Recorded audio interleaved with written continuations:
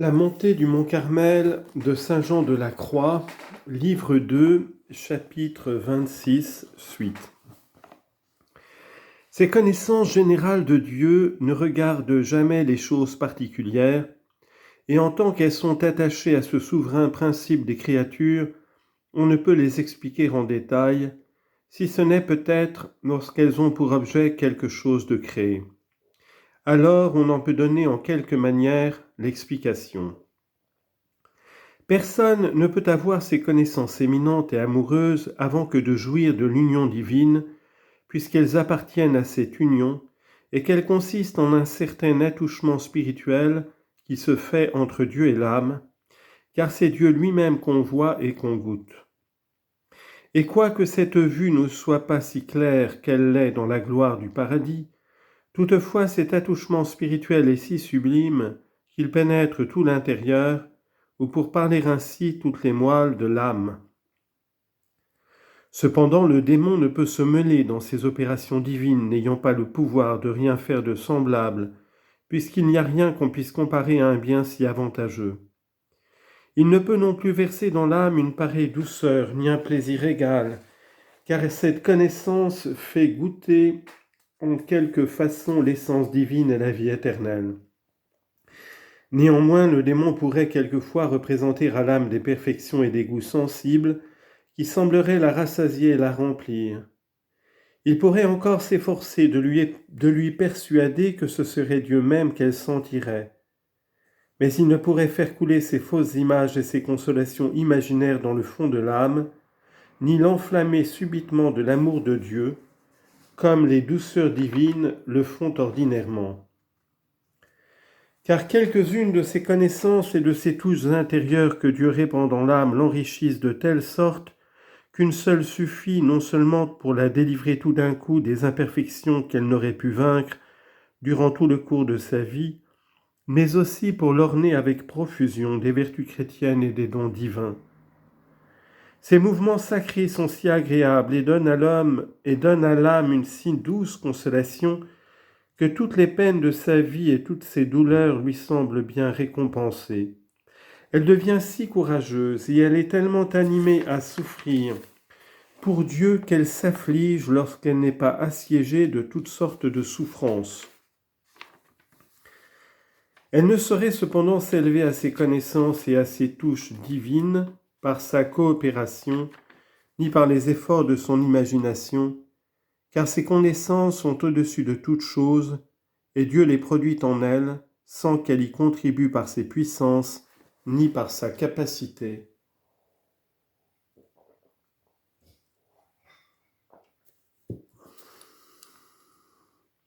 Il les lui accorde lorsqu'elle y pense et qu'elle le désire le moins. Il ne faut qu'un léger souvenir de la majesté divine ou de quelque autre chose, quoique très petite, pour exciter tous ces mouvements en elle, lorsqu'elles sont quelquefois si sensibles et si puissants qu'ils passent jusqu'au corps et qui le font trembler presque en toutes ses parties. Toutefois, ils se font sentir dans l'esprit lorsqu'il est tranquille, avec un plaisir tout divin et sans causer aucun tremblement dans le corps. Ils naissent quelquefois dans l'âme lorsque l'âme entend une parole de l'Écriture ou lorsqu'on lui parle de Dieu. Mais ils sont alors plus faibles et plus languissants et n'ont pas la même efficace et la même douceur. Ils sont néanmoins d'une plus grande force et il faut les estimer plus que toutes les connaissances des créatures et des œuvres de Dieu. Et parce que ces lumières et ces touches viennent de Dieu subitement et sans attendre le consentement de la volonté, l'âme ne doit pas s'efforcer de les obtenir de lui ou de les acquérir par son travail, mais elle doit s'humilier et se résigner à ses ordres, car il achèvera son ouvrage de la manière qui lui plaira. Je ne dis pas que l'âme doive se tenir dans un état purement négatif à l'égard de ses opérations, comme je l'ai dit à l'égard des autres connaissances, parce que celles-ci sont une partie de l'union à laquelle nous désirons conduire l'âme. Or, le moyen le plus excellent que nous ayons pour recevoir ces connaissances et ces mouvements divins, c'est l'humilité et la résolution de souffrir la privation de ces dons pour l'amour de Dieu, avec une parfaite résignation à sa volonté et sans regarder nulle récompense. Car les personnes qui se font propriétaires des biens surnaturels de Dieu n'en sont jamais favorisées, puisque Dieu ne les distribue qu'aux âmes qu'il aime et dont il est aimé purement et sans intérêt. C'est ce que le Fils de Dieu nous a voulu faire entendre par ces paroles que saint Jean rapporte. « Celui qui m'aime sera aimé de mon Père et je l'aimerai, et je me manifesterai à lui. » Jean chapitre 14, verset 21, où l'on voit assez clairement qu'il signifie les connaissances et les touches intérieures que Dieu communique à l'âme qu'il aime en vérité et sans dissimulation.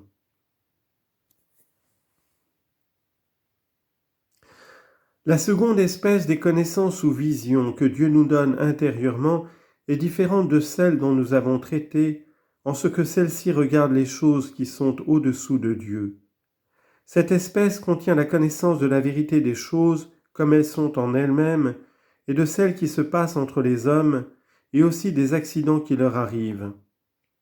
Elle est de telle nature que, quand l'âme connaît ces vérités, elle y donne son consentement avec tant de fermeté, lors même que personne ne lui en parle, qu'elle ne peut consentir à ce qui est contraire, quoiqu'elle se fasse violence pour cet effet, parce que son esprit découvre quelque autre chose en ce qui lui est représenté spirituellement, et il en est aussi convaincu que s'il en avait une connaissance intuitive.